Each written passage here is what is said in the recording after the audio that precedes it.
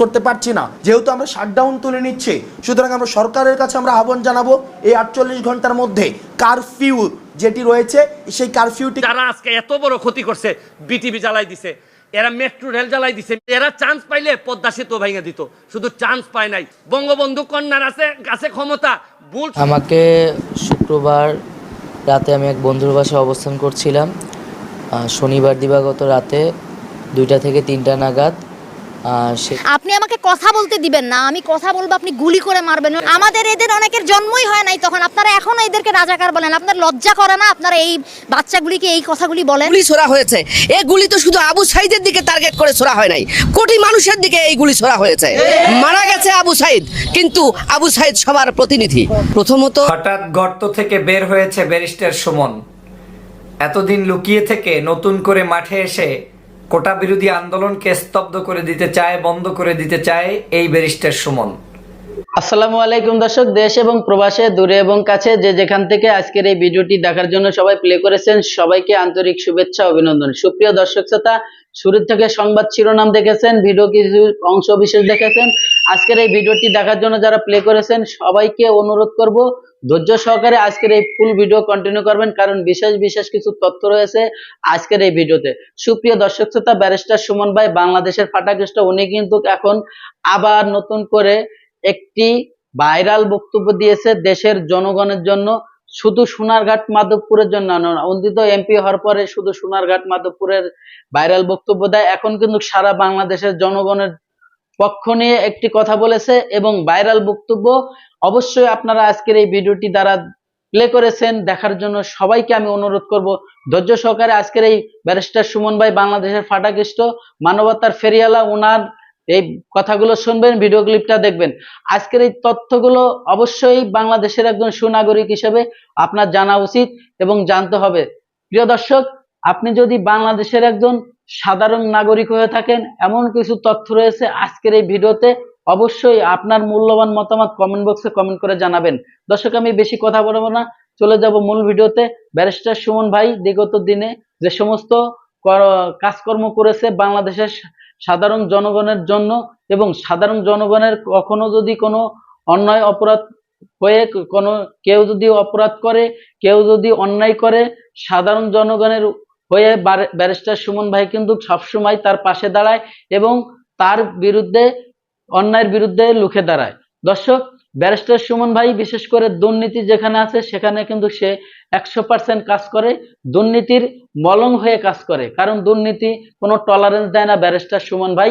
আমরা ইতিমধ্যে অনেকবার অনেকভাবে প্রমাণ পাইছি এবং ইতিমধ্যে আমরা রানিং চলমান অবস্থায় সে এই বিষয়ে কাজ করতেছে। সে কিন্তু আজকের থেকে না, সে কিন্তু অনেক আগের থেকে, এমপি হওয়ার আগের থেকেই এ সমস্ত চলমান কাজগুলি সে করতেছে। তো চলুন আমরা সেই ভিডিও ক্লিপটা দেখি, তারপরে বিশেষ কিছু তথ্য রয়েছে আজকের এই ভিডিওতে, সেই তথ্যগুলো আমরা জানবো।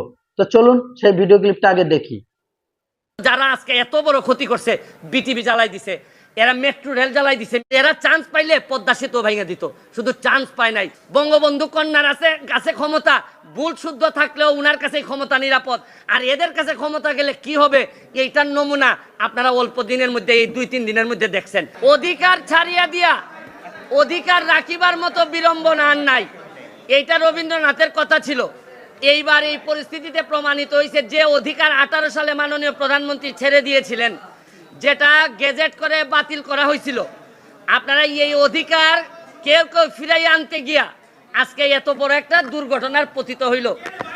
সবই ঠিকঠাক মতো হইল। আপনারা এই মঙ্গলবারে এই জায়গায় দাঁড়াইয়া বলছিলাম যে প্রধান বিচারপতির রায় পর্যন্ত একটু ওয়েট করেন, অনেকেই ওয়েট করেন নাই, অনেক আবেগ ছিল, যার কারণে আজকের এই ধ্বংসলীলা। আমি আরো জিনিস বলতে চাই, এই মঙ্গলবারের পরে বৃহস্পতিবারেও প্রশাসন চাইলে, প্রধান বিচারপতি বা আমাদের সুপ্রিম কোর্ট চাইলে বৃহস্পতিবারও একটা সমাধান দিতে পারতেন বলে আমি মনে করি। এই যে শুক্র শনি গেল, এর মধ্যে ঢুকে গেল হচ্ছে গিয়ে জঙ্গিরা। এই ছাত্ররা তো আর আন্দোলনে ছিল না, আর শুক্র শনিবারে কখনোই জঙ্গিরা ঢুকে গেল। আমি আর এর ভিতরে আরেকটা জিনিস বলতে চাই, আপনারা দেখেন যে অলরেডি আপনারা তো সংবাদ সম্মেলনে আছেন, আর ওইদিকে প্রায় 826 জঙ্গি, সে 80টার মতো রাইফেল নিয়ে ও কোথায় যে ঘুরে বেড়াচ্ছে। আচ্ছা, আপনারা কি মনে করেন যে কোটা আন্দোলন যারা, এরা নিরীহ, এরা হচ্ছে গিয়ে আমাদেরই সন্তান? তারা তো সংস্কারের কথাই চাচ্ছিল, সরকারও সংস্কার চাচ্ছিল, মধ্যখানে এই ঝামেলাটা হয়ে গেল, মিসআন্ডারস্ট্যান্ডিং, এবং এই সুযোগটা নিয়ে নিল জামাত বিএনপি, সুযোগটা নিয়ে নিল হচ্ছে জঙ্গিরা। এখন আমি মনে করি এই সরকারের প্রশাসনও, যারা বয়স্ক যারা আছেন, তারাই এই তরুণদের যে সেন্টিমেন্ট এইটা বুঝতে পুরাপুরি ব্যর্থ হয়েছেন। তারা তাদেরকে একদম লাইটলি নিছেন, তারা ভাবছেন যে এরা একটা লাইটলি একটা বিষয়, এবং এইটার ব্যর্থতা আমি মনে করি এই প্রশাসনের আছে। কারণ এখানে হাজার হাজার মানুষ এখন নতুন চিন্তার মালিক, এরা নতুন নতুন চিন্তা করে, এরা সারা পৃথিবী দেখে অভ্যাস। আপনি জানেন যেখানে 18 সালে এরা পথে নামে আসছিল, এখন আবার যে ঘটনাটা ঘটলো, এইটা প্রশাসনও চাইলে আরো কন্ট্রোল করতে পারতেন। এবং আরেকটা ব্যর্থতা আছে, আমাদের যে এই সরকারের বিরুদ্ধে দেশি বিদেশি চক্র, এরা অ্যাক্টিভ, তারা চায় এই সরকারকে বিপদে ফেলতে। সরকারেরও বোঝা উচিত ছিল যে কোনো একটা আন্দোলন হোক না কেন, আজকে ছাত্র, কালকে অন্যদের আন্দোলন হোক, এইটার মধ্যে জঙ্গিরা আইসা ঢুকবে, জামাত শিবির আইসা ঢুকবে। এইখানে প্রশাসনও ব্যর্থ হয়েছে, এটা বলতে আমি অ্যাড্রেস করতে ব্যর্থ হয়েছে। আমি সরকারকে দাবি জানাবো, যত দ্রুত সম্ভব আমরা যে অর্ডার হয়েছে সুপ্রিম কোর্টের, এটা গেজেট আকারে প্রকাশ করে, কারণ সরকারের প্রতি বিশ্বস্ততা কমে গেছে ছাত্রদের। এইটারে বাড়ানোর জন্য আমাদের কোর্টের প্রতি বিশ্বস্ততা কমে গেছে, কারণ কোর্ট বলার পরও ছাত্ররা শুনে না, প্রধান বিচারপতি বলার পরও ছাত্ররা শুনে না। কারণ হচ্ছে গিয়ে আপনি যাই বলেন, বাস্তবতা হচ্ছে গিয়ে ছাত্রদের জন্য যে বিশ্বস্ততা থাকা দরকার ছিল প্রশাসন এবং বিচার বিভাগের, এই বিশ্বস্ততা নাই। আরেকটা জিনিস বলতে চাই, আকাশের যে জায়গায় মেঘ জমা হয়, আইসা বৃষ্টি পড়ে আদালতের উপর। আপনি বিভিন্ন সংসদের ঝামেলা, নীতি নির্ধারণের ঝামেলা, এগুলা সব কেন আইসা সুপ্রিম কোর্টে বৃষ্টিপাত হইতে হবে? এগুলা তো সুপ্রিম কোর্টের ঝামেলা ছিল না। সুপ্রিম কোর্টের ইমেজ ক্ষুণ্ণ করার জন্য এই ধরনের মেঘগুলা যথেষ্ট। পলিসি ডিসিশন যেখানে প্রধানমন্ত্রী 18 সালে শেষ করে দিচ্ছেন, এইটারে হাইকোর্টে নিয়ে আসা এইসব ঝামেলা, মানে মেঘ জমে অন্য জায়গায় আর বৃষ্টিপাত হয় হচ্ছে গিয়ে সব সুপ্রিম কোর্টে। আমি বিশ্বাস করি সুপ্রিম কোর্টের ইমেজ এতে ক্ষুণ্ণ হয়, পরবর্তীতে এইসব বিষয়ে যেন আরও সচেতন থাকেন সুপ্রিম কোর্ট, এবং প্রশাসনের জন্য সতর্ক থাকে, এবং দ্রুত আমি মনে করি গ্যাজেটটা দিয়ে আমি বাচ্চাদের যারা আছে তাদেরকে বলবো, তোমরা বাড়ি ফিরে যাও, তোমরা যা চাইছিলা তার চেয়ে বেশি তোমরা পাইছো।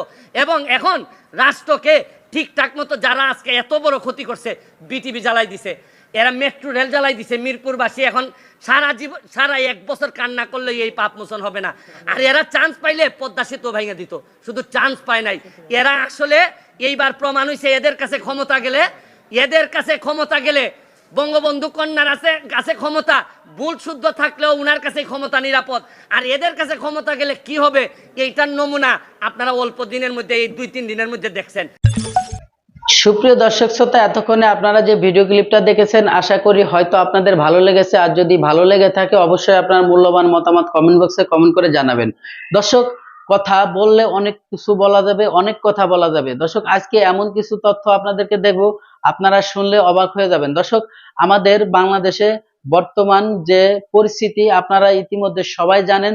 গত 1 সপ্তাহ যাবত ইন্টারনেট ছিল না, সেই ইন্টারনেট না থাকাতে অনেকের কি বিভ্রান্তি হয়েছে এবং অনেকে কি ধরনের বিপদে পড়ছে। আজকের এই কোঠা আন্দোলনকারীদের একজন ভাইরাল কোঠা আন্দোলনকারী যারা করছে, যারা নেতৃত্ব দিয়েছে, সেই নেতৃত্ব দেয়া লোকের একজনের বক্তব্য আপনারা শুনবেন। এই ভিডিও ক্লিপটা আপনারা দেখলে এবং শুনলে অবশ্যই আপনারা বুঝতে পারবেন যে গত 1 সপ্তাহে কি হয়েছিল, বাংলাদেশে কি হতে পারে এবং কি কি ধরনের কাজ, তার এই কথার থেকে আপনারা বুঝতে পারবেন। দর্শক, আমি বেশি কথা বাড়াবো না, চলে যাব সেই মূল ভিডিওতে। এবং এই ভিডিওর শেষ অংশে বিশেষ কিছু তথ্য রয়েছে, অবশ্যই গুরুত্বপূর্ণ কথা আছে। আপনি যদি বাংলাদেশের একজন সুনাগরিক হয়ে থাকেন, এই তথ্যগুলো আপনার জানতে হবে, এই ভিডিওতে আপনারা জানতে পারবেন। দর্শক, আমি বেশি কথা বাড়াবো না, চলে যাব সেই মূল ভিডিওতে। চলুন ভিডিও ক্লিপটা দেখি। আমাকে শুক্রবার রাতে আমি এক বন্ধুর বাসায় অবস্থান করছিলাম। শনিবার দিবাগত রাতে 2টা থেকে 3টা নাগাদ সেই বাড়িতে প্রায় 20 থেকে 30 সদস্যের একটা টিম ডিবি পুলিশ পরিচয়ে গেট ভেঙে ঢুকে আমাকে সেখান থেকে তুলে নিয়ে যায় এবং তারা গাড়িতে উঠিয়ে আমার চোখে 3-4 স্তরে কাপড় বিশিষ্ট একটি পর্দা লাগিয়ে দেয়, চোখ বেঁধে ফেলে এবং আমার হাতে হ্যান্ডকাপ পরানো হয় এবং আমাকে পরবর্তীতে একটি তারা গাড়ি চালিয়ে একটি বিল্ডিংয়ে নিয়ে একটি রুমে নিয়ে যায় এবং আন্দোলন সম্পর্কিত নানা জিজ্ঞাসাবাদ করে, যে আন্দোলন আমরা কেন করছি, এই আন্দোলনের উদ্দেশ্য কী, আমরা কেন কর্মসূচি প্রত্যাহার করছি না। এবং পরবর্তীতে আমার উপর মানসিক এবং শারীরিক নির্যাতন তারা শুরু করে এবং এক পর্যায়ে আমি সেন্সলেস হয়ে যাই এবং এরপরে আমার সেখানে কোনো আর স্মৃতি নাই। আমি আজ সকালে 4টা থেকে 5টা নাগাদ ভোরে আমি নিজেকে ঢাকার পূর্বাঞ্চল এলাকায় নিজেকে খুঁজে পাই, আমার সেন্স আসে সেখানে। পরবর্তী দেখি সেটা জলছিরি পূর্বাঞ্চল এলাকা। আমি সেখান থেকে আমি বাসায় এসে পরে আমার পরিবারের সদস্যরা আমাকে হাসপাতালে নিয়ে আসে। আমার 2 হাত 2 কাঁধ এবং আমার বাম পা দীর্ঘ ক্ষত হয়েছে সেখানে। মানসিকভাবে আমি ট্রমার ভিতরে আছি। আমি মনে করি যে আমাদের বৈষম্য বিরোধী ছাত্র আন্দোলনকে ছত্রভঙ্গ করার জন্য আমাদের সমন্বয়কদের নানা ধরনের এখানে প্রহসন এবং নাটক করা হচ্ছে। এখানে আমাকে গুম করা হয়েছিল, অন্যদেরকে নিয়ে মিডিয়ায় নানা ধরনের বিভ্রাট তৈরি করা হচ্ছে, নানা ধরনের বিভাজন সরকারের জায়গা থেকে তৈরি করা হচ্ছে, আমাদের একতাকে নষ্ট করা হচ্ছে এবং ইন্টারনেট না থাকার কারণে এবং নিরাপত্তা সংকট থাকার কারণে আমরা একসাথে বসতে পারছি না, একসাথে আমরা যোগাযোগ করতে পারছি না। ফলে আমাদের সিদ্ধান্ত নিতেও আমাদের সমন্বয়হীনতা দেখা যাচ্ছে এবং মিডিয়াতে তারা সেটা আরও নানা বিকৃতভাবে প্রকাশ হচ্ছে। আমি মিডিয়ার কাছে অনুরোধ করব যে আমাদের বক্তব্যগুলোকে সুস্পষ্টভাবে প্রচার করার জন্য এবং আমাদের যে নিরাপত্তাহীনতা সেটা জনগণের সামনে আমরা বলছি যে আমাদের আন্দোলনকারীদের সরকার একদিকে দাবি আদায়ের কথা বলছে, আলোচনার কথা বলছে, মহামান্য আদালত আমাদের পক্ষে রায় দিচ্ছে, কিন্তু সরকার আরেকদিকে আমাদের কিন্তু হেনস্থা করছে নানাভাবে। আমরা এখনও অনেক সমন্বয়কদের খোঁজ পাইনি। দ্রুত সময়ের মধ্যে আমরা আমাদের সমন্বয়কদের সন্ধান চাই এবং সকলের নিরাপত্তা নিয়ে আমরা আমাদের ক্যাম্পাসে প্রবেশ করতে চাই। আমরা আসলে অপেক্ষা করছি সরকারের সেই প্রজ্ঞাপনের জন্য। প্রজ্ঞাপনটি যখন আসবে তখন সেটিতে সকল গ্রেড রাখা হচ্ছে কিনা এবং ফাইনালি কত % রাখা হচ্ছে সেটা দেখে আমরা বলতে পারবো যে আমাদের আসলে প্রতিক্রিয়াটি কি, এটি পজিটিভ প্রতিক্রিয়া হচ্ছে নাকি নেগেটিভ হচ্ছে। কারফিউ বিদ্যমান থাকার কারণে শাটডাউন যে কর্মসূচিটা আমাদের ছিল, এই শাটডাউন কর্মসূচিটা আমরা রাখছি না। 1 নম্বর বিষয়, শাটডাউন কর্মসূচি থাকছে না, কিন্তু আমাদের পরবর্তী 48 ঘন্টার আমরা আলটিমেটাম দিচ্ছি। এই 48 ঘন্টা আলটিমেটামের মধ্যে আমাদের যে ডিজিটাল ক্র্যাকডাউনটি যে রয়েছে, ইন্টারনেট সংযোগ বিচ্ছিন্ন করা হয়েছে, আমরা চাই এই 48 ঘন্টার মধ্যে আমাদের ইন্টারনেট সংযোগটি আবার সচল করা হবে এবং এই 48 ঘন্টার মধ্যে আমাদের ক্যাম্পাসে যে আইন শৃঙ্খলা রক্ষাকারী বাহিনীদেরকে সেখানে রাখা হয়েছে তাদেরকে বাদ দিয়ে নিরাপত্তা নিশ্চিত করে আবাসিক হলগুলোকে খুলে দিতে হবে এবং সেইখানে শিক্ষার্থীদের আসার ব্যবস্থা করে দিতে হবে। এবং তৃতীয়ত যে দাবিটা হচ্ছে সেটা হচ্ছে আমাদের সমন্বয়কদের মধ্যে নিরাপত্তা ঝুঁকি রয়েছে। আমরা ফোন বন্ধ করে বিভিন্ন জায়গায় এখন থাকতে হচ্ছে, আমরা আমাদের লোকেশনকে আমরা ডিসক্লোজ করতে পারছি না, যেহেতু আমরা শাটডাউন তুলে নিচ্ছি।